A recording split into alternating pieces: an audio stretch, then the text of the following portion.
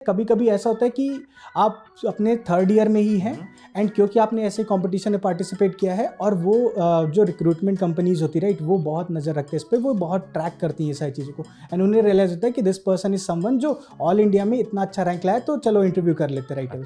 तो right away third year से ही आप प्लेस हो सकते हो। इवन आपको थर्ड फोर्थ ईयर पूरा कंप्लीट करने की भी नहीं होगी, थर्ड ईयर का सेकंड सेमेस्टर स्टार्ट होता है या फर्स्ट सेमेस्टर स्टार्ट होता है, राइट अवे ही प्लेस हो सकता है। आप इंटर्नशिप की तरह जॉब कर सकते हो किसी भी कंपनी में।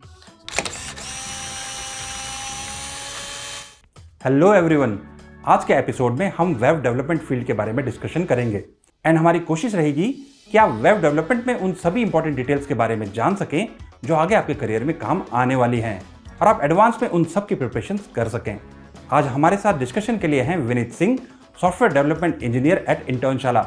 विनीत से हम वेब डेवलपमेंट फील्ड को समझने की कोशिश करेंगे एंड ऑल्सो एक्सप्लोर करेंगे उनके फ्रेशर्स से सॉफ्टवेयर डेवलपमेंट इंजीनियर बनने की जर्नी को। So let's welcome Vineet.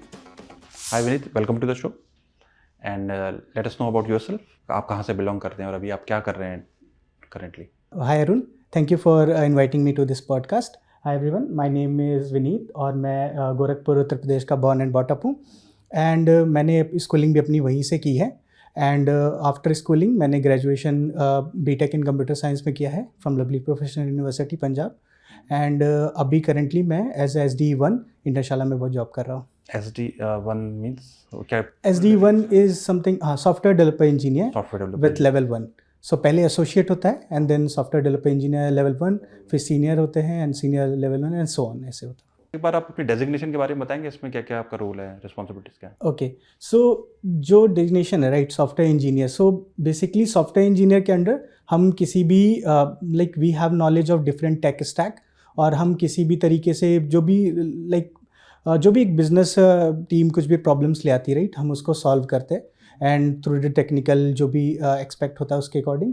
So right now जिस पार्ट में वेब वर्क करता हूँ वो है वेब रिलेटेड है एंड वेबसाइट को मैनेज करना, उसमें जो ट्रैफिक आ रहा है उसका टेक केयर करना, जो भी नए रिक्वायरमेंट्स भी हमें शेयर करते हैं प्रोडक्ट मैनेजर्स, उनको कैसे हम हैंडल आउट करेंगे, कैसे उस रिक्वायरमेंट्स को हम वेबसाइट पे इंटीग्रेट करेंगे, वो सारी चीज़ों का टेक केयर होता है। एट द सेम टाइम जो सॉफ्टवेयर इंजीनियर का रोल होता है ना वो बहुत ब्रॉड होता है। सो ऐसा नहीं है कि केवल हम वेब पे वर्क कर रहे हैं। अगर कल हमें टीम लाइक लेट्स से हमें रिक्वायरमेंट आती है कि we have to start working on mobile development as well, तो उसमें भी स्टार्ट कर सकते हैं। तो दैट लेवल का नॉलेज हमें अपने एंड पे रखना होता है। ओके, तो software development engineer right.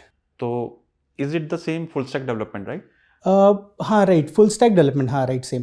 But आप फुल स्टैक डेवलपमेंट को किस तरीके से अंडरस्टैंड कर रहे हैं लाइक, क्योंकि फुल स्टैक जो डेवलपमेंट वर्ड है ना बहुत बड़ी फील्ड है, उसमें बहुत सारे, हाँ राइट एंड उसमें बहुत सारे छोटे छोटे पार्ट्स आते हैं जैसे वेब डेवलपमेंट, मोबाइल डेवलपमेंट हो गया, डेस्कटॉप एप्लीकेशन डेवलपमेंट हो गया, IoT रिलेटेड सारी डेवलपमेंट हो गई, तो ये सारे बहुत सारी चीज़ें हो गई। तो part of full stack development, हाँ राइट, कि हमने एक ऐसा समझ लेते हैं कि फुल स्टैक मतलब हमने पूरे एक टेक स्टैक पढ़ लिया है या फिर हमें एटलीस्ट हर एक टेक स्टैक के साथ वर्क करने का नॉलेज है एंड देन जैसे भी हम किसी भी कंपनी में जाते हैं, जिस तरीके से भी हम उस कंपनी में वर्क करना चाहते हैं उस तरीके से हम वो टास्क पे मतलब वो पर्टिकुलर टेक्नोलॉजीज पे वर्क करना स्टार्ट कर सकते हैं। तो फुल स्टैक डेवलपमेंट बेसिकली एक लेमन्स वर्ड में होता क्या है? Okay, so full stack development ना, जैसे मैंने आपको बताया कि बहुत ही ब्रॉड है एंड इसमें बहुत सारे अलग अलग कैटेगरीज भी होते हैं। तो फुल स्टैक जो वर्ड है ना उसको थोड़ा सा समझने की कोशिश करते हैं। फुल स्टैक मतलब कि complete stack and complete stack मतलब हमारे टेक्निकल टर्म्स में टेक स्टैक मतलब टेक्नोलॉजिकल स्टैक्स क्या क्या होते हैं। अब इफ विल सी ना, तो एक एनालॉजी लेके चलते हैं। लेट्स से हमें बिल्डिंग बिल्ड करना है राइट। सो बिल्डिंग बिल्ड करने के लिए सबसे पहले आपको चाहिए नीचे का फ्रेमवर्क राइट, फाउंडेशन चाहिए right. So foundation is something जो हम वहाँ से बिल्डिंग स्टार्ट करेंगे एंड वही सेम चीज़ फाउंडेशन जो होता है प्रोग्रामिंग के लैंग्वेज में या टेक के लैंग्वेज में होता है, प्रोग्रामिंग लैंग्वेजेस और हमारे जो फ्रेमवर्क्स होते हैं। सो एक बार हमें प्रोग्रामिंग लैंग्वेजेस हमने सीख ली, फ्रेमवर्क सीख लिया, तो हमने फाउंडेशन बिल्ड कर लिया।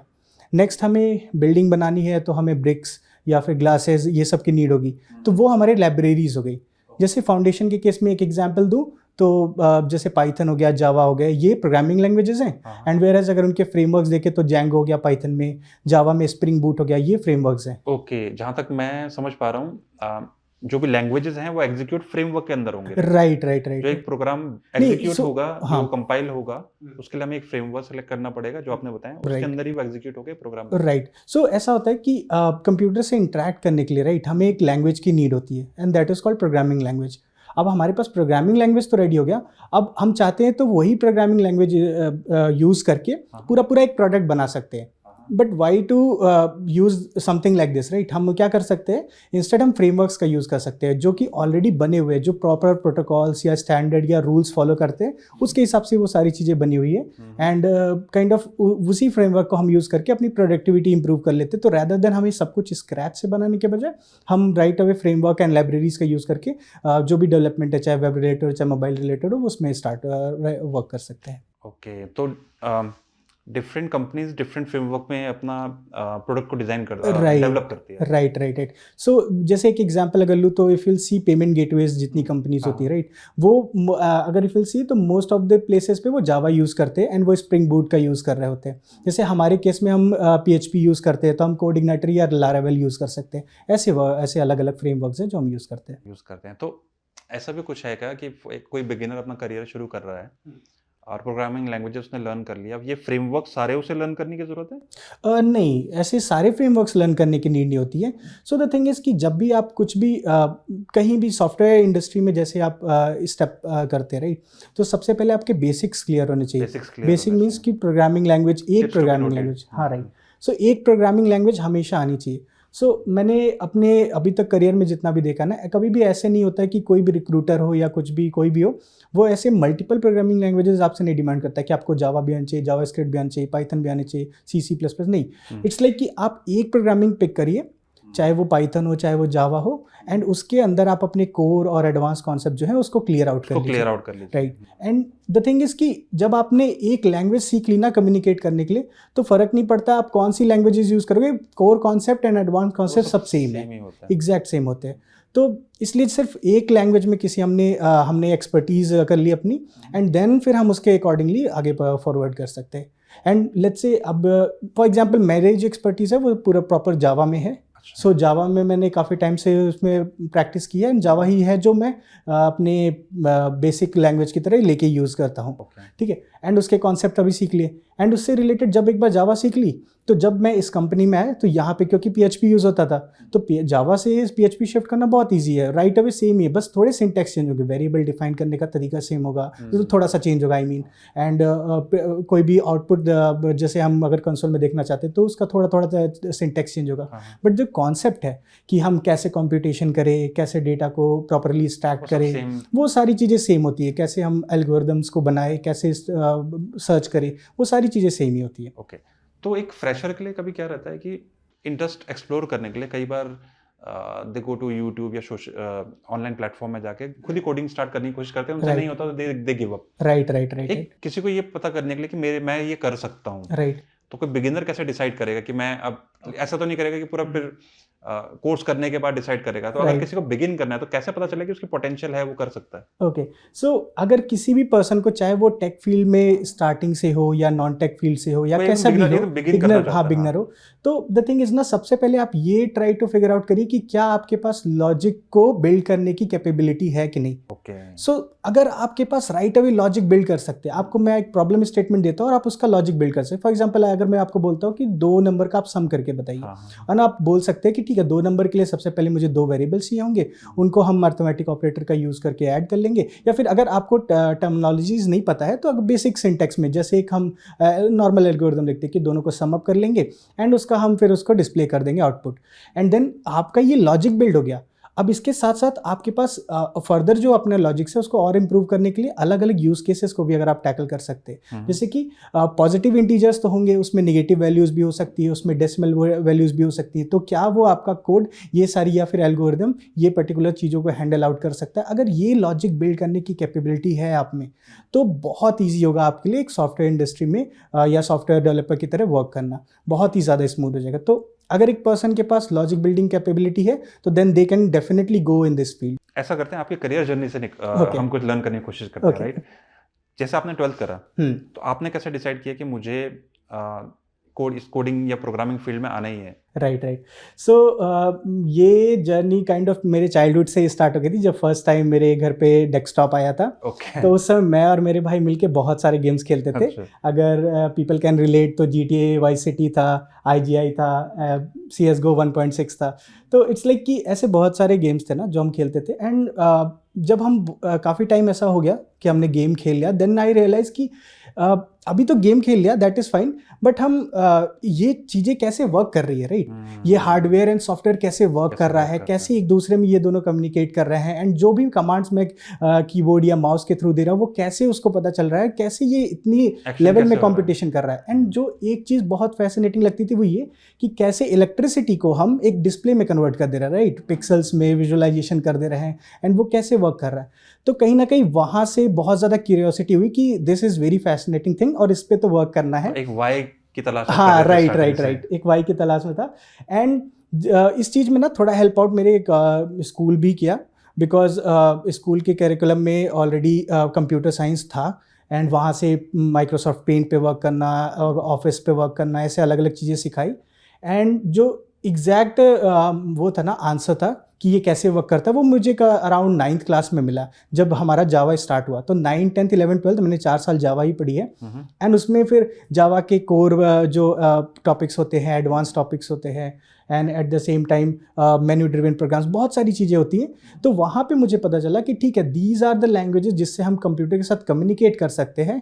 एंड एक बार वो चीज़ फिक्स हो गया, देन ये कंफर्म था कि अब मुझे ऐसा बाई 12th ये कंफर्म हो गया कि हाँ, जावा में मैं कंफर्टेबल हूँ। स्कूल में ही अपना हाँ, जो भी आप बेस्ट करते थे आपको पता चल गया था कि मैं ये कर सकता हूँ, मेरा पैशन है, क्यूरियोसिटी मुझे इसमें ज़्यादा, मुझे और एक्सप्लोर करना है इसको। हाँ, तो जैसे मैंने बोला ना कि पहले लॉजिक बिल्डिंग, तो लॉजिक बिल्डिंग मैंने कर लिया। अभी मैंने एक प्रोग्रामिंग लैंग्वेज सीख ली थी, तो अभी मैं श्योर था कि इस फील्ड में अगर मैं जाता हूँ और अगर मुझे दिन भर के लिए काम मिल जाए तो भी कोई प्रॉब्लम नहीं है, मैं दिन भर कर सकता हूँ। एंड अगर ये हमारे पास कॉन्फिडेंस या एटीट्यूड आ जाता है तो दैट वे ये बहुत ईजी हो जाता है, फिर फ्यूचर में कभी भी हमें कैसा भी वर्क करना हो तो कोई प्रॉब्लम नहीं होती। देन इसी चीज़ को रिफाइन करने के लिए मैंने बीटेक कंप्यूटर साइंस इंजीनियरिंग ली। सो इनिशियली बीटेक लेने से पहले मेरा मन था कि मैं सिविल इंजीनियर बनूँ, बिकॉज मेरे फादर भी सिविल इंजीनियर ही है। बट जब ये सारी चीज़ें हो रही थी, देन आई रियलाइज कि नहीं, BTech computer science is something जहाँ पे मैं ज़्यादा बेटर परफॉर्म कर सकता हूँ। एंड वहाँ ज्वाइन करने के बाद ऑपरेटिंग सिस्टम, इनर वॉइस को आपने सुना और उसमें डिसाइड किया मैं इसी को फॉलो करूंगा। राइट। एंड वहाँ ज्वाइन आपने और भी ऑप्शंस सर्च किया, लाइक डिलेमा होता है 12th के बाद कि मैं आगे कौन सा करियर सेलेक्ट करूं। राइट। आप पेरेंट्स से पूछते हो, आप अपना देखते हो कि मैं किसमें स्ट्रांग हूं, फ्रेंड से पूछते हो, राइट? तो वो आपने डिसाइड कर लिया था कि मुझे यही करना है। राइट, हाँ। सो राइट अवे बहुत ही क्लैरिटी था कि नहीं, मुझे इसी चीज़ में करना है, प्रोग्रामिंग ही है या सॉफ्टवेयर डेवलपमेंट ही वो फील्ड है जिसमें मैं वर्क करूँगा। अब सॉफ्टवेयर डेवलपमेंट भी बहुत ब्रॉड टर्म है, उसमें भी एग्जैक्टली किस पार्ट को पिक करना है वो इंपॉर्टेंट था। तो उसके लिए काइंड ऑफ कॉलेज गए, बीटेक चूज़ किया, वहाँ पे ऑपरेटिंग सिस्टम पढ़ी कि कैसे exactly hardware and software interact करते हैं, कंप्यूटर नेटवर्क्स कैसे इंटरनेट वर्क करता है, कंप्यूटर ग्राफिक्स की कैसे हम इलेक्ट्रिसिटी को पिक्सल्स में कन्वर्ट कर रहे हैं, कैसे हम एल्गोरिदम्स लिख रहे हैं, चीज़ें। तो वहाँ सारी चीज़ें क्लियर हुई। एंड जब वो रेडी हो गया तो कहीं ना कहीं एक सॉफ्टवेयर डेवलपर की पोजीशन के लिए हर एक चीज़ मैंने थोड़ी थोड़ी पढ़ना स्टार्ट कर दी। ठीक है, तो अब जो एक बेसिक चीज़ें थी वो तो हमने पहले ही फाउंडेशन क्लियर कर लिया था, जावा एक प्रोग्रामिंग लैंग्वेज क्लियर कर लिया, अलग अलग एल्गोरिथम्स पढ़ रहे हैं, डीएसए पढ़ रहे हैं, एंड बाकी सारी चीज़ें क्लियर आउट कर लिया। तो देन उसके बाद जैसे ही कॉलेज फिनिश हुआ, फिर जॉब के लिए अप्लाई हम राइट अवे कर सकते हैं। अच्छा, तो अब कॉलेज पे आते हैं आपके। तो कॉलेज में आपने किन किन चीज़ों को पहले एडवांस में प्रिपेयर करके रखा कि आपको बाद में प्लेसमेंट में हेल्प मिले? राइट, कौन से स्किल्स आपने डेवलप किए वहाँ पे जो आपको अभी हेल्प कर रहे हैं? सो एक चीज़ मैं बहुत ही सबको बताना चाहूँगा कि देखिए, आप प्रोग्रामिंग पे तो अपना ध्यान दीजिए। प्रोग्रामिंग जब आपने लेट्स से 12th कंप्लीट कर ली एंड यू रियलाइज़ कि ठीक है, अभी मुझे बीटेक सीएसई ही लेना है, तो आप उसमें ले लीजिए अपने जो प्रोग्रामिंग प्रिंसिपल्स हैं या वो कोर हैं या एडवांस लेवल, उनको आप वो कर लीजिए, रिफाइन कर लीजिए अच्छे से।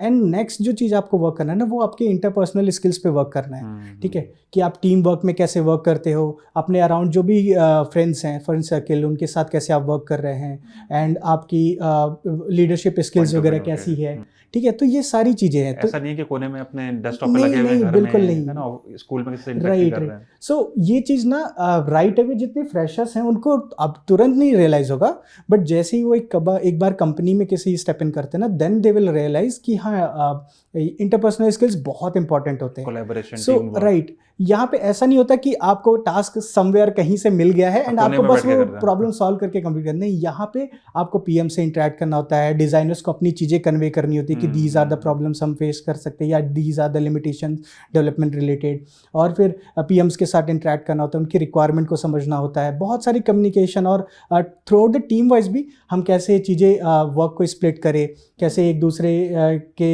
वर्क में हेल्प आउट करें, तो ये सारी चीज़ें बहुत इंपॉर्टेंट है। तो कॉलेज में आई वुड सजेस्ट कि आप इंटरपर्सनल स्किल्स पे वर्क करिए, and at the same time जितने भी क्लब्स वगैरह होते हैं कॉलेज में, आप उसमें पार्टिसिपेट करिए, एंड अपने प्रोग्रामिंग स्किल को रिफाइन करने के लिए आप हैकाथॉन्स में पार्टिसिपेट करिए, कोडिंग कॉम्पिटिशन्स में पार्टिसिपेट करिए, गूगल का कोड जैम होता है, ऐसे बहुत सारे अच्छे चीज़ें हैं, वो पार्टिसिपेट करिए उसमें।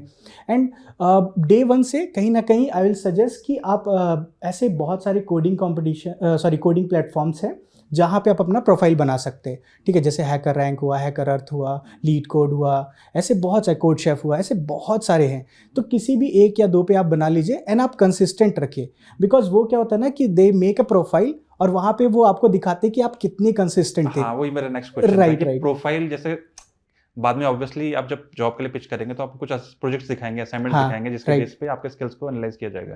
तो वो कहाँ पे एक तो बनेगा कैसे, हाँ, और वो कहाँ पे हम प्रेजेंट कर सकते हैं उसको? ओके, सो वही चीज़ जैसे कि हमने डिस्कस किया कि जो प्रोजेक्ट्स हैं वो आप अपने एंड पे कंप्लीट करिए।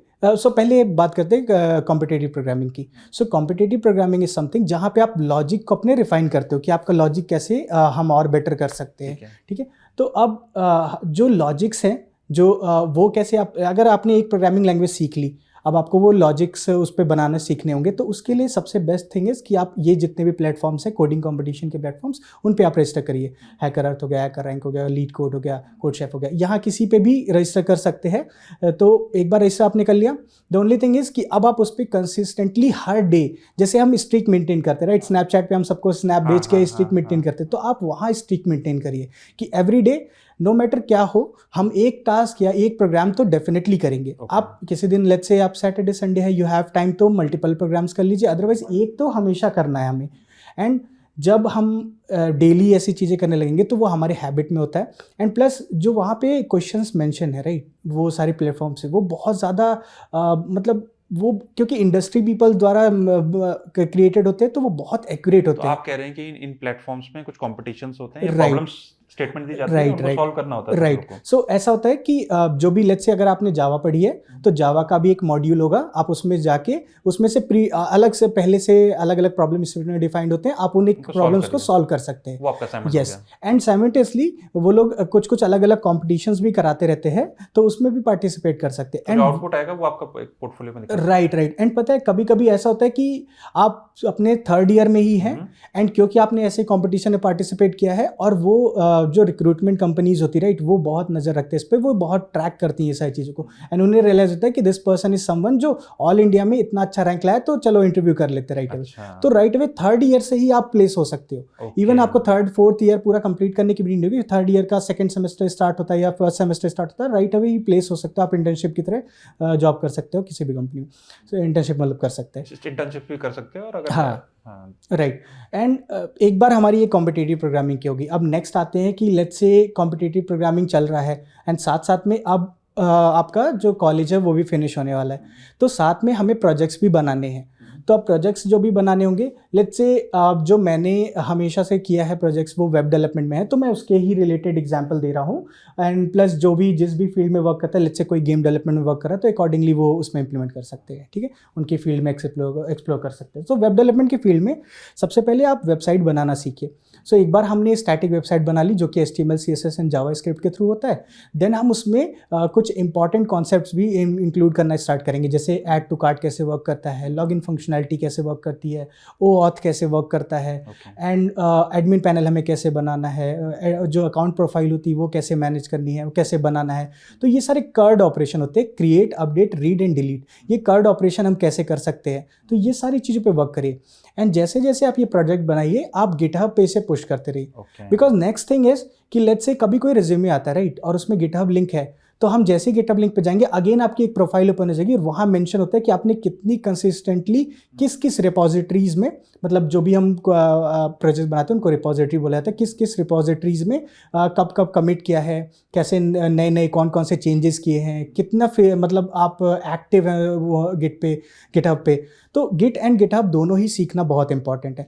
एंड जैसे जैसे आप प्रोजेक्ट बनाइए उस पर अपलोड करते जाइए। एंड अगर आपको ये प्रोजेक्ट्स बनाने के बाद भी टाइम मिलता है तो आई वुड सजेस्ट कि वो प्रोजेक्ट्स को होस्ट करिए, ठीक है। शेयर्ड होस्टिंग बहुत सारी फ्री भी अवेलेबल है एंड थोड़ी पेड भी है। तो इफ यू सी तो PHP से रिलेटेड जो शेयर होस्टिंग होती है वो बहुत ही मतलब कम प्राइस में मिल जाती है, तो आप उसको परचेज करिए एंड उस पर अपनी वेबसाइट होस्ट करिए। बिकॉज द मोमेंट आप एक वेबसाइट होस्ट करते हो ना, आपको एक इनर हैप्पीनेस मिलती है कि अच्छा मेरी देयर इज समथिंग जो मैंने क्रिएट किया था अभी वो लाइव हो गया है। एंड देन वो वेबसाइट के लिंक्स आप डायरेक्टली पोर्टफोलियो में या फिर लिंक्डइन पे हो गया या फिर आपके रेज्यूमे हो गया, आप उसमें इंक्लूड करिए प्रोजेक्ट के साथ। सो प्रोजेक्ट का नाम, आपने क्या उसमें वर्क किया, and along with the links. तो राइट अवे किसी को जज करना बहुत ईजी होता है। रेज्यूमे जब शॉर्टलिस्ट करते हैं तो विल सी कि ठीक है, इफ़ ही नोज प्रोजेक्ट कैसे बनाते हैं, उसको गिटहब में मेंटेन, गिट एंड गिटहब के थ्रू मेंटेन कैसे करते हैं, एंड उसको हम काइंड ऑफ होस्ट भी कर लेते हैं। तो ही इज़ अ पर्सन जिसको हम फिल्टर आउट कर सकते हैं, इसको हम इंटरव्यू प्रोसेस में राइट हायरिंग के चांसेस से काफ़ी ज़्यादा बढ़ जाते हैं। तो this is the entire thing. आपने इंटर्नशिप की बात की, right?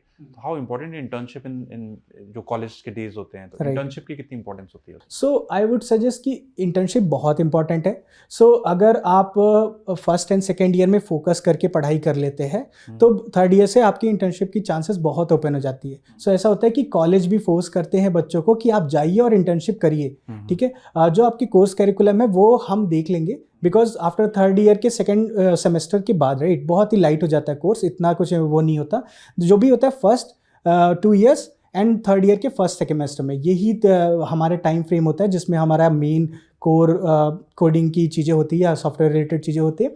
After that even colleges push की आप जाइए और इंटर्नशिप करिए। एंड डेफिनेटली लोगों को ना अलग अलग इंटर्नशिप में एक्सप्लोर करना चाहिए कि हम किस में कर सकते हैं। राइट फर्स्ट ईयर से भी स्टार्ट कर सकते हैं। Right. And the thing is कि जब हम इंटर्नशिप करते राइट, जैसे मैंने आपको स्टार्टिंग में बोला कि मेरा प्लान था कि मैं सॉफ्टवेयर डेवलपमेंट में जाऊँगा, बट अब सॉफ्टवेयर डेवलपमेंट में क्या पिक करूँ?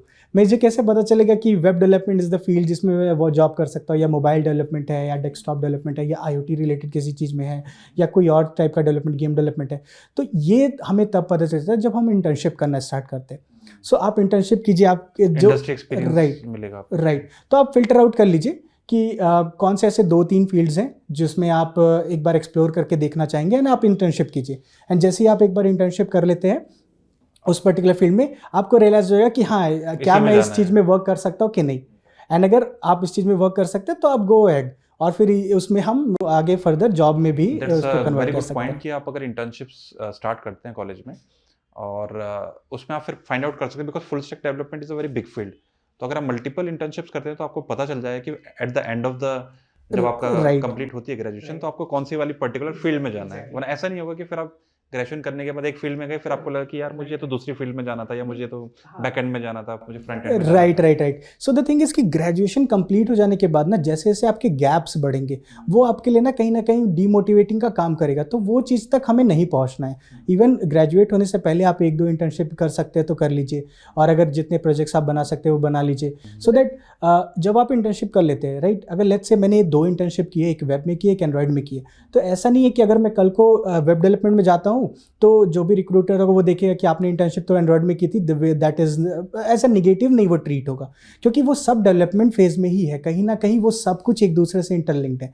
तो अगर आप इसी फील्ड में अलग अलग तरीके में भी इंटर्नशिप करते हैं तो वो as a extra add on की तरह ट्रीट होता है। फॉर एग्जाम्पल जब मेरा इंटरव्यू फर्स्ट टाइम हुआ था इंटर्नशाला में, तो जो बेसिक रिक्वायरमेंट थी वो थी HTML, CSS, JavaScript and PHP, बस यही 4 के था। But then at the same time इसके अलावा भी मेरे पास रिएक्ट का नॉलेज था, Node.js का नॉलेज था, और इससे रिलेटेड प्रोजेक्ट्स भी थे। तो जो मेरे इंटरव्यूअर थे उनको मैंने ये सारा दिखाने के बाद मैंने थोड़ा सा टाइम और लिया और मैंने ये सारे प्रोजेक्ट्स भी उनको दिखाए और ये सारे फील्ड्स के बारे में बताए, ये सारे जो लैंग्वेजेस थे या फिर फ्रेमवर्क्स थे, लाइब्रेरीज थी, ये सब जो सीखे वो भी एक्स्ट्रा चीज़ें मैं बताई। एंड आई फील पर्सनली कि वो एज अ बोनस पॉइंट की तरफ वर्क किए और कहीं ना कहीं सिलेक्शन करने में बहुत ज़्यादा हेल्प आउट किए। Okay, तो वहाँ तक हम इंटरव्यू तक पहुँचेंगे। तो फॉर एग्जाम्पल अभी हमारा स्किल्स की हमने बात कर ली, अब रिज्यूमे को स्ट्रक्चर करना है, ठीक है। अभी हमने गिटहब अपने प्रोफाइल असाइनमेंट्स की भी बात होगी, प्रोजेक्ट्स की बात होगी। अब एक जब हम अपना रिज्यूमे स्ट्रक्चर करते हैं तो उसमें किन बातों का ध्यान रखना है, ओके या आपने किन बातों का ध्यान रखा जो आपको हाँ जिसके बेस पे आपको पॉइंट्स मिले थे जब हायरिंग हुई थी? सो जब भी हम रेज्यूमे बनाते राइट तो हमें 2-4 चीज़ों का ध्यान अच्छे से रखना होगा। सो रेज्यूमे बनाते वक्त एटलीस्ट मेक श्योर करें कि एक ही पेज का हो, अगर हम लिमिट कर सकते हैं 1 पेज में, बिकॉज जब भी कोई रेज्यूमे देखता है राइट तो वो कोशिश करता है कि वो राइट अवे फर्स्ट पेज में ही अगर उससे सारी डिटेल्स मिल जाती तो दूसरे पेज तक जाने की नीड नहीं होती। सो फर्स्ट पेज तक ही लिमिट करिए, सिंगल पेज। एंड उस सिंगल पेज में जब भी आप कुछ भी कंटेंट पुट करते हैं तो मेक श्योर करना है कि उसकी प्रॉपर फॉर्मेटिंग हो, क्योंकि अगर आपने ना उसमें बहुत ज़्यादा क्रिएटिविटी लगा दी, बहुत सारी कलरिंग या बहुत कुछ कर दिया तो वो प्रॉब्लमेटिक होगा। अब हमने फॉर्मेटिंग सिंपल कर ली, हाँ राइट, कीप इट सिंपल।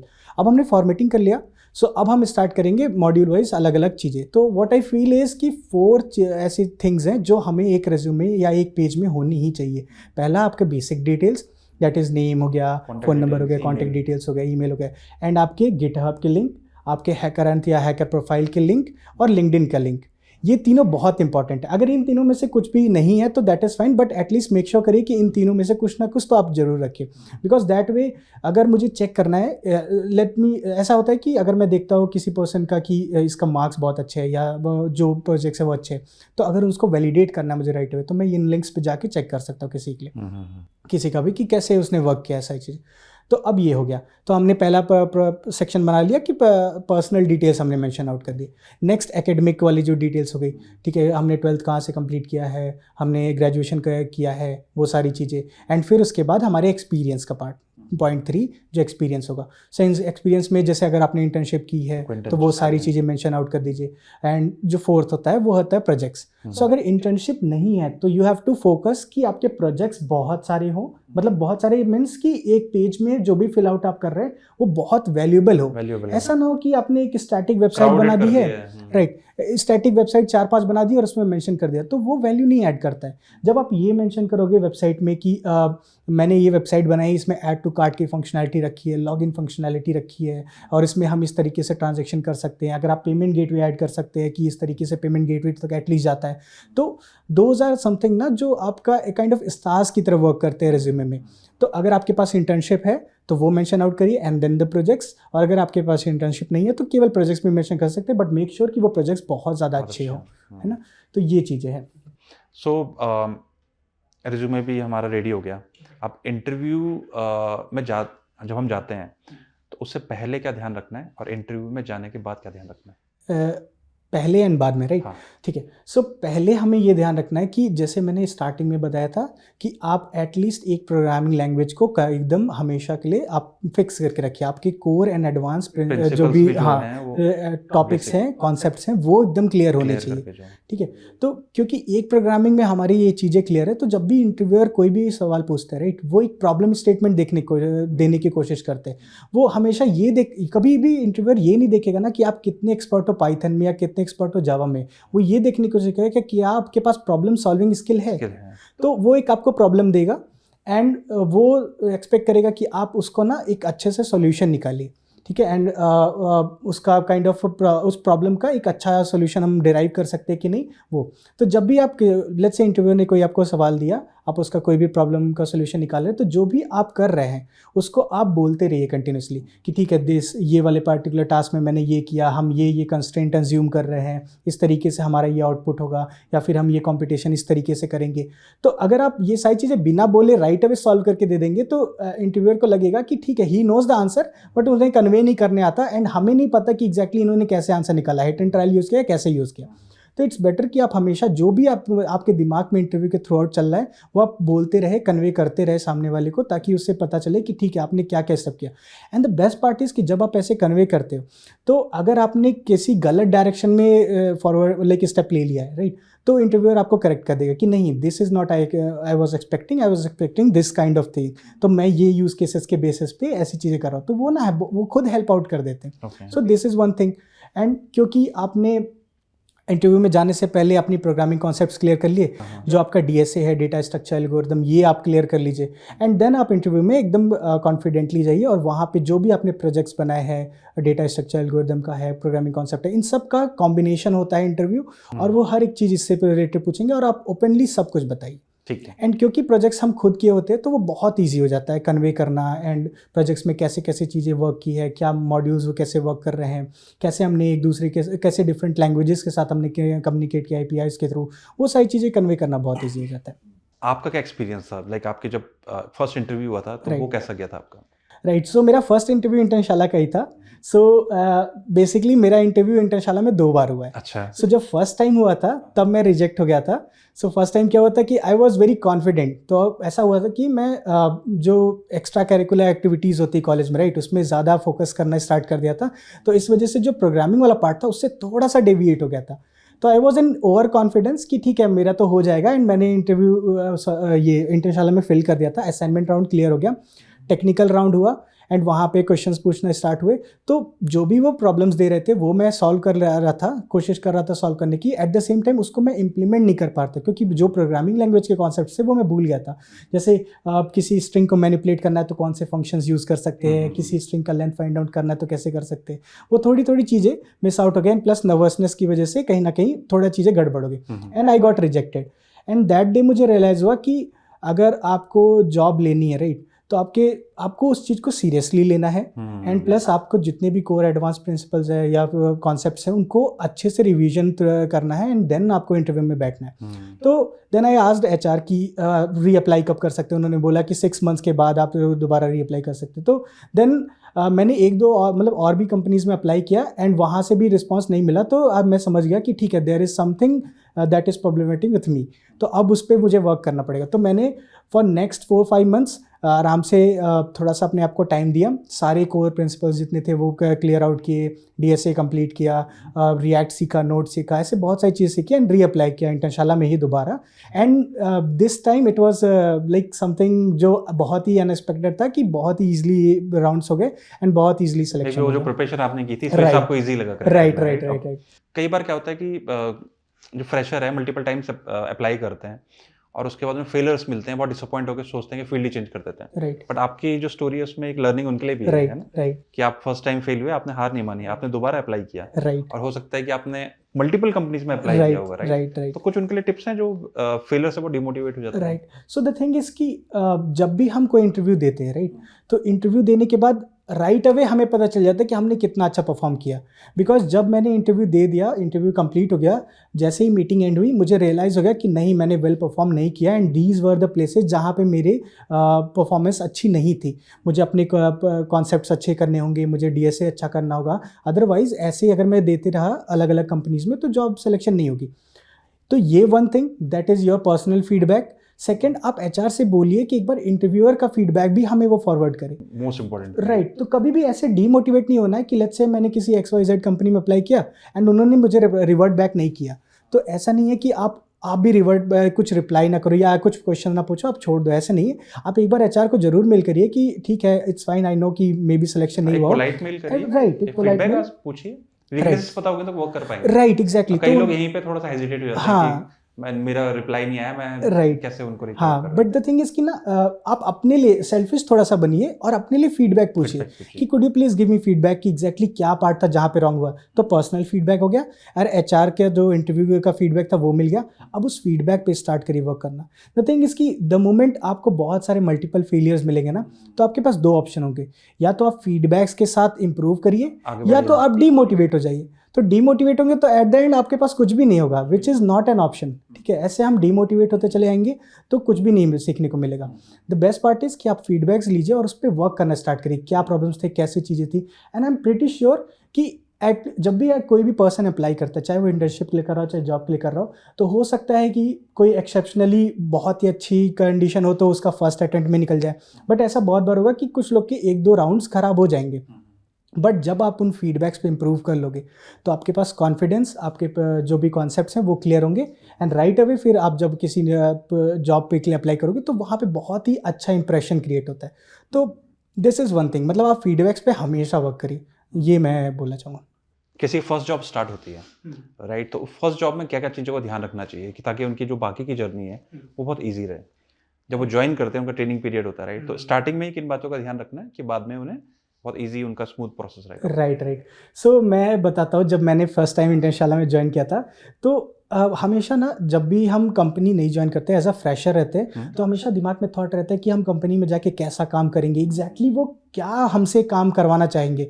क्योंकि मैंने सारे कॉन्सेप्ट तो पढ़ लिए, सब कुछ रिवीजन तो कर लिया, बट एग्जैक्टली किस तरीके से मैं इनको इम्प्लीमेंट करूँगा वो नहीं पता होता था। तो वो ना जैसे ही हम किसी भी कंपनी में एंट्री करते हैं वहाँ से हमें ये सारी चीज़ें सीखने को मिलना स्टार्ट होती। And you won't believe, for first 2 months जो इस कंपनी में थे वो मेरे लिए थोड़े से बहुत ही मतलब वो थे क्या कह सकते हैं कि डिस्टर्बिंग थे। क्यों डिस्टर्बिंग? क्योंकि मुझे लगता था कि अभी तक मैंने थोड़े थोड़े प्रोजेक्ट्स पे काम किए, लाइक 1-2 फाइल में ही मेरे प्रोजेक्ट्स बन जाते थे। अभी मैं देख रहा हूँ 600 MB की पूरी कोड और लाइक ऐसे थाउजेंड्स ऑफ फाइल्स हैं जिसपे हमें वर्क करना है और बहुत ज़्यादा ओवरवेलमिंग हो जाता है ये। तो दैट वाज द रीज़न कि आई वाज कंफ्यूज कि मैं कैसे वर्क करूँगा, कैसे ये कोप अप करूँगा with the thing, right. And मैं टीम मेंबर्स को देखता था इंटरेक्ट करते हुए, तो दे वर लाइक कि ठीक है इस कॉन्सेप्ट को ऐसे कर लेंगे, इधर से ये इनहेरिट कर लेंगे, ऐसे क्लास बना लेंगे। एंड आई वाज लाइक कि ये सब तो ये बात कर ले, कैसे ये मुझे पता चलेगा ये सारी चीज़ें, राइट। तो ये बहुत ही स्टार्टिंग में बहुत कन्फ्यूजन होता है, कैसे किया आपने इसको? राइट, इसको बहुत प्रॉब्लम होता है। बट द थिंग इज़ कि एट द एंड हर एक चीज़ का सोल्यूशन मिल जाता है। द थिंग इज़ कि हर कंपनीज़ में यहाँ पे ठीक है मेंटर्स हैं, आपके जो मैनेजर्स हैं वो बहुत हेल्प आउट करते हैं, ठीक है, हर एक कंपनी में हेल्प आउट करते हैं, तो आपको सपोर्ट मिल जाता है, तो आपको डरना नहीं है। तो ऐसा होता था कि हर दिन मुझे कुछ नया टास्क डे 1 में मॉर्निंग में मिल रहा होता एंड मैं कंफ्यूज होता था ये कैसे करूँगा, इसको कैसे कंप्लीट करूँगा, लाइव होने के बाद कुछ इश्यूज़ ना जाए, वेबसाइट ही ना डाउन हो जाए, एंड फिर बहुत सारे प्रॉब्लम होते थे। बट द थिंग इज़ कि आप कोड को गो थ्रू करिए, ठीक है। जो आपने जैसे पूछा ना कि फर्स्ट 1-2 मंथ्स में या स्टार्टिंग में क्या हमें ध्यान रखना चाहिए, वो ये कि आपने अपने कॉन्सेप्ट्स ऑलरेडी ब्रशअप कर चुके थे, अपने इंटरव्यू अगर क्लियर कर दिया तो दैट मीन्स आपके कॉन्सेप्ट्स क्लियर थे। अभी आप जो भी कंपनी का कोड बेस है उस पर वर्क करिए, उसके ऊपर देखिए कि वो कैसे एक दूसरे के साथ कौन सी कोड कैसे लिखी हुई है, कौन सा स्ट्रक्चर फॉलो हुआ है, एंड किस तरीके से कोड स्ट्रक्चर फॉलो करते हैं, क्या प्रोटोकॉल्स है हमें कोड लिखने का, क्या स्टैंडर्ड्स है जो हमें फॉलो करने होंगे, वो सारी चीज़ समझने की कोशिश करिए। कैसे एक दूसरे से मॉड्यूल्स लिंक्ड हैं, home page sign up page से कैसे लिंक है, साइन अप फॉर्म किस तरीके से आ रहा है, फॉर्म किस चीज़ में बना है, रिएक्ट में बना है या कैसे। जैसे जैसे आपके पास ये चीज़ों का एक्सपीरियंस आता है ना, आपके पास कॉन्फिडेंस बढ़ते चला जाता है। तो एक वो पर्सन मेरा जो जब ज्वाइन किया था तब मॉर्निंग में एक टास्क मिलता था एंड मैं half of the time fear में रहता था एंड उसको कैसे कैसे कंप्लीट करके शाम तक लाइव करता था। तो एक वो वाला फियर फेज था और एक करंट फेज है जहाँ पे मॉर्निंग में टास्क मिलता है तो वहाँ फियर था, यहाँ फियर नहीं, यहाँ इंथुसियाज्म रहता है कि आज राइट ये ऐसा रहता था कि आज तो कुछ नया टास्क मिलेगा, आज पीएम्स या फिर जो हमारे डिजाइनर्स है वो कुछ नया चैलेंज लेके आएंगे एंड मैं इसको सॉल्व करूँगा। एंड ये भी कहीं ना कहीं दिमाग में आ गया ना, एंड ये कॉन्फिडेंस इसीलिए है बिकॉज ये पता है कि at the end you will have solution for everything, ठीक है।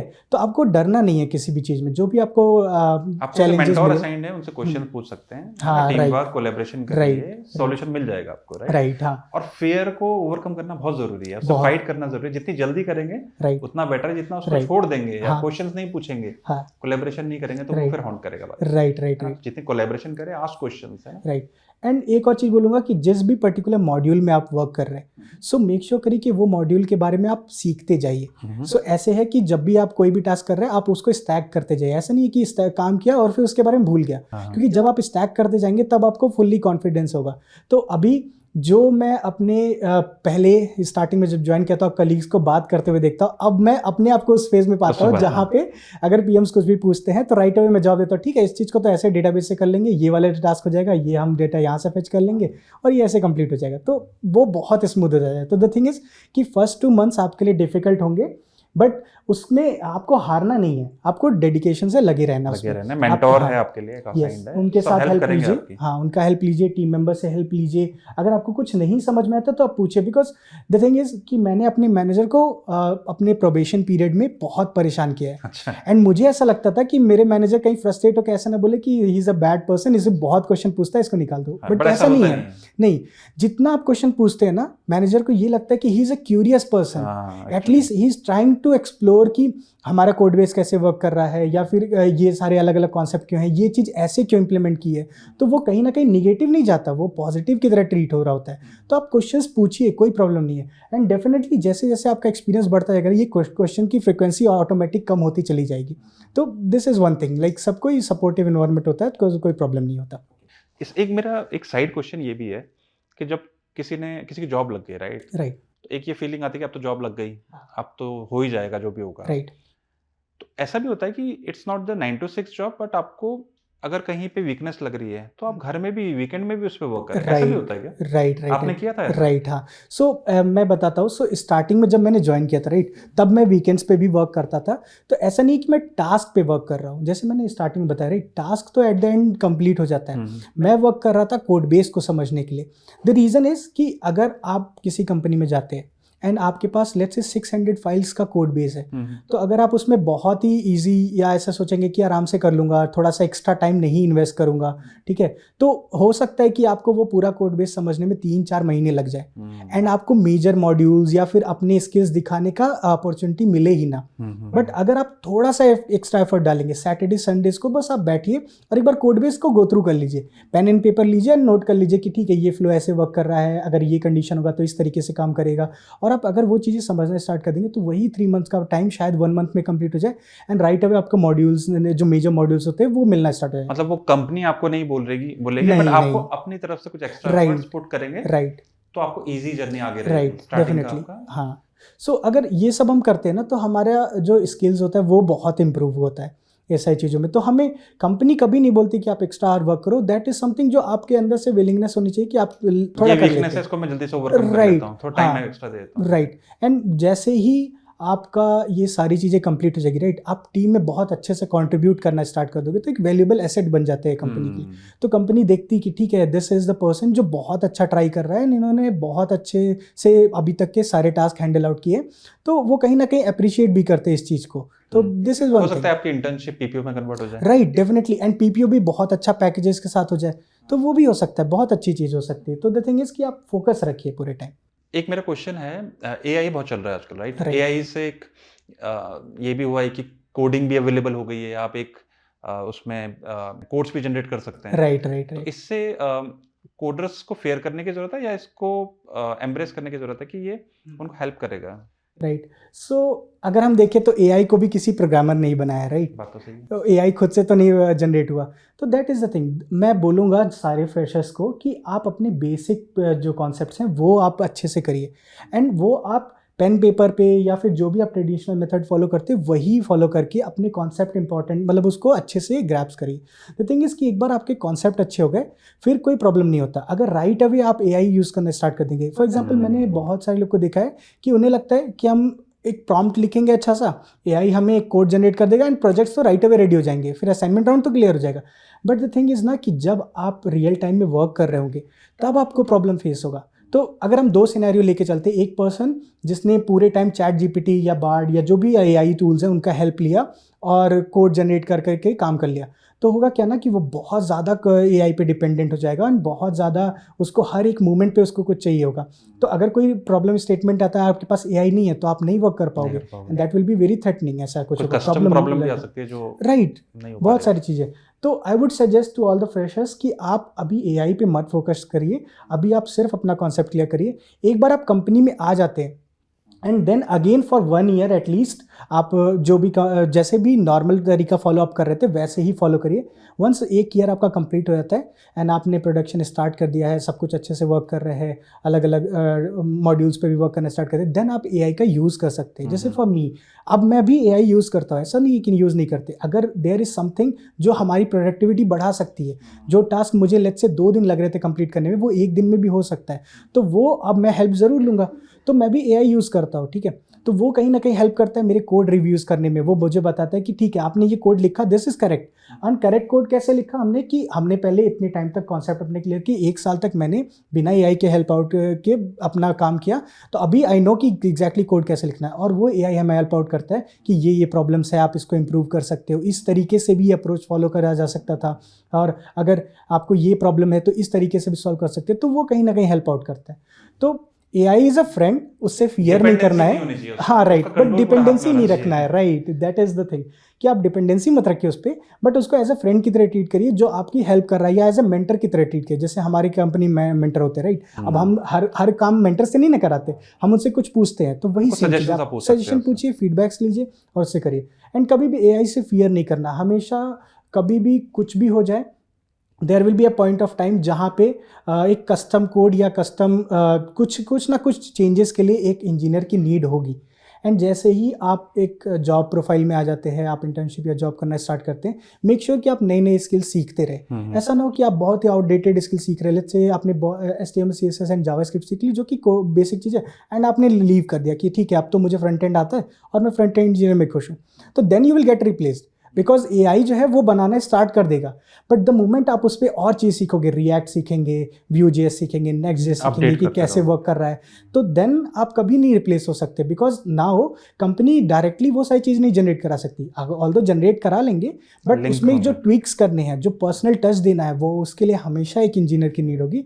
एंड व्हाट आई फील कि इसलिए हमेशा मतलब हमें AI पे ऐसे डरना नहीं चाहिए ऐसे करना नहीं चीज़ों के चाहिए। लिए। हाँ हाँ, एक चीज मुझे लगता है लोग भूल जाते हैं कि अगर AI भी टूल बना है तो उसके पीछे भी इंजीनियर ही है, राइट राइट, वो भी एक एम्प्लॉयमेंट ही है engineers राइट के लिए, राइट। सो जैसे इंडस्ट्री रेवोल्यूशन हुआ था, राइट, सो जैसे मशीनरी आई थी, सब लोगों ने क्या सोचा था कि अब हैंड क्राफ्टेड का तो कोई जमाना ही नहीं रहेगा, उसकी तो कोई वैल्यू नहीं करेगा, अब तो सब इंडस्ट्री से हो जाएगी। बट इंडस्ट्री आई तो कितने सारे जॉब्स भी तो क्रिएट हुए, तो सेम Create हुआ। चीज़, कल को AI आएगा तो उससे रिलेटेड कुछ नए जॉब्स निकल जाएंगे और उससे रिलेटेड कुछ ना कुछ नई चीज़ें AI के होंगी। लिए भी आजकल ओपनिंग आ रही है, हाँ right? Right Machine right learning भी आ राइट, रही है। बहुत सही, तो वही चीज़ें हैं, तो हम उस डायरेक्शन में भी थॉट दे सकते हैं। ठीक है, तो एक मेरा क्वेश्चन है कि इस क्या क्या चैलेंजेस होते हैं इस फील्ड में जो एक फ्रेशर्स को पता होने चाहिए, कोई अपना करियर शुरू कर रहा है कि मैं इंडस्ट्री में जाऊंगा तो ये चैलेंजेस मुझे फेस होंगे, आपको क्या चैलेंजेस आए थे? ओके, सो जो चैलेंजेस आते हैं ना जब भी हम प्रोजेक्ट्स करते हैं अपने कॉलेज के टाइम, तो वो बहुत सिंपल एंड स्ट्रेट फॉरवर्ड होते हैं, एंड राइट अवे हमें पता होता है कि उसको सॉल्व कैसे करना है, तो हम उसका सोल्यूशन तो ढूंढ लेते हैं। बट वही प्रॉब्लम स्टेटमेंट जब हम एक लाइव यूज़र्स के साथ या एक ट्रैफिक के साथ करते हैं, देन वहाँ प्रॉब्लम फेस होता है। तो मैंने एक वेबसाइट बना ली और मैंने डेटाबेस के साथ कनेक्शन कर दिया, जो कि बहुत ही सिंपल था। अब अगर उसी पे जो हमारी ट्रैफिक आना स्टार्ट हो जाए और बहुत सारे ट्रैफिक आना स्टार्ट होते हैं, तो तब कहीं ना कहीं प्रॉब्लम बढ़ती है। तो द थिंग इज़ कि अब हम उस कोड को कैसे ऑप्टिमाइज़ करें, ठीक है, कैसे हर यूज़र के लिए वो कोड बहुत ही फ्रीक्वेंटली, बहुत ही ईजिली रन हो जाए, और जैसे जितनी भी फ्रीक्वेंसी पे रन हो रहा हो, बहुत ही स्मूथ चल रहा हो वेबसाइट, बहुत ही कम टाइम में वेबसाइट सर्व हो रही हो। तो ये सारी चीज़ों का, तो ये हमें राइट अवे नहीं पता चलता प्रोजेक्ट के वक्त, एंड उसमें कोई फियर करने की ज़रूरत नहीं। जैसे आप कंपनी में आओगे, आपको ये चीज़ पता चल जाएगी कि कैसे हम एक पर्टिकुलर कोड को और ऑप्टिमाइज़ करें अपनी ट्रैफिक के लिए या अपने यूज़र्स के लिए, या उनके लिए और यूज़र एक्सपीरियंस कैसे बेटर बना सके, ये सब पता चलता है। एंड जो सेकेंड प्रॉब्लम हम फेस होती है वो ये कि जब हम वर्क करते हैं एज अ प्रोजेक्ट पे, तो हम ध्यान रखते हैं एक दो यूज़ केसेस का और हमें लगता है कि प्रोजेक्ट बन गया एंड दिस इज़ डन।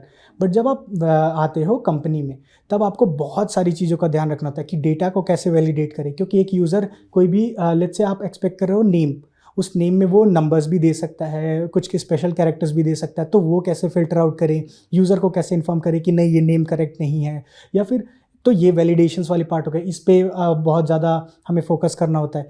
फिर जब भी आप कोई कोड लिखते हो, तो ऐसा नहीं है, हम क्या होता है ना, अभी जो एक प्रॉब्लम मुझे बहुत स्टार्टिंग में फेस होती कि जब भी मैं कोड लिखता था और हम उसे लाइव करते थे, उसके फ्यू मिनट्स बाद एरर आना स्टार्ट हो जाते थे कि कुछ इशू आ रहा है। अब वो एरर क्यों आ रहे थे, द थिंग इज़ कि मैंने लेट्स से 5 यूज़ केसेस का ध्यान रखा है, but there will be few more use cases जो डेफिनेटली मिस हो गए होंगे, एंड एज अ फ्रेशर जब आप ज्वाइन करते हो तो ऐसी कुछ चीज़ें होती है जो मिस आउट हो जाती, तो वो चीज़ों से सीखना है।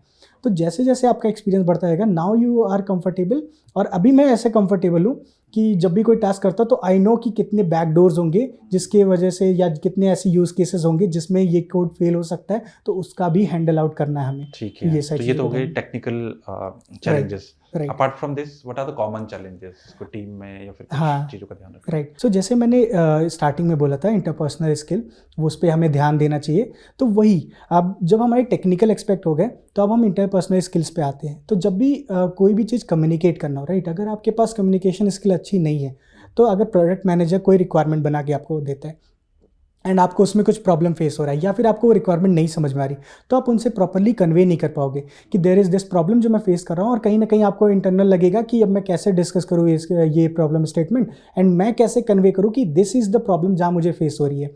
तो प्रॉब्लम तो कम्युनिकेशन स्किल आप अच्छा करिए। ऐसा ना हो कि उन्होंने कुछ और प्रॉब्लम स्टेटमेंट दिया, आपने समझा कुछ और एग्जीक्यूट कुछ और। Right. So that is the thing. तो आप कैसे मतलब एक कम्युनिकेशन स्किल अच्छा करना होगा। कम्युनिकेशन में इज इट लाइक कि इंग्लिश भी आनी चाहिए या फिर कॉमन? नहीं, ऐसा नहीं है। द थिंग इज कि आपको कम्युनिकेट करना आना चाहिए। लैंग्वेज का कोई बैरियर नहीं होता, ठीक है, लैंग्वेज कोई प्रॉब्लम नहीं क्रिएट करता। इट्स लाइक कि आपको कम्युनिकेट करना चाहिए, आपको पता होना चाहिए कि एग्जैक्टली आपको कहाँ प्रॉब्लम हो रहा है, और आप विलिंग होना चाहिए, इतना विलिंगनेस होना चाहिए कि आप वो चीज़ कम्युनिकेट करके उनको समझा सके कि दिस इज़ द प्रॉब्लम जहाँ पे मुझे ये चीज़ें फेस हो रही हैं, क्या हम इसका कोई अलग तरीके से सोल्यूशन निकाल सकते कि नहीं।